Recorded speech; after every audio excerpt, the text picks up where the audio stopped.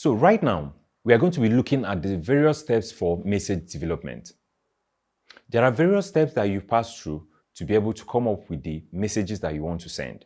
You don't just wake up and decide, okay, I'm going to the community, I'm going to talk to people about something that you do not know. So you have to follow the various strategic processes to be able to come up with a good message that people can receive and that can make the impact that you want to achieve. And that is why we mentioned earlier about strategic communication. So right now, there are various basic steps to follow in message development.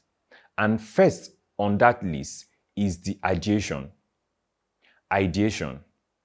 When I talk about ideation, I'm talking about the various ways that you follow to come up with the idea of the message that you want to develop.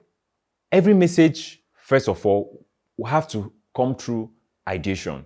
So in your ideation, you are brainstorming on what is the problem that I want to solve with this message? What is the relevance of this message to the person I'm going to be talking to?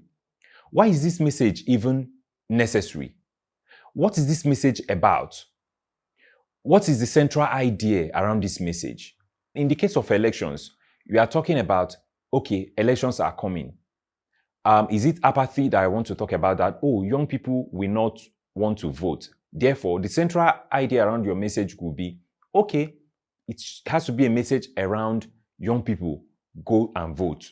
Or it has to be a message around, okay, do not buy votes. Or it has to be a message around, oh, please try and go and vote your conscience.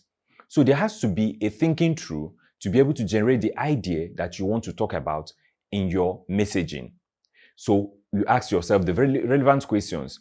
What is this message about? What are the central ideas around this message? How relevant is this message to, the moment? And then again, how do I want to come up with this message? And then you can think through with your friends. You can sit down and chat about an idea and come up with the idea. You can also sit down and do a simple research to come up with the ideas. You can also basically write down issues and be able to come up with your ideas. So in summary, ideation is all about you thinking through the central idea of the message that you want to send. How relevant is the message to the person you are going to send it to? How relevant is the message to the moment? What do you even want to talk about? And why do you even want to talk about that particular thing at that particular time?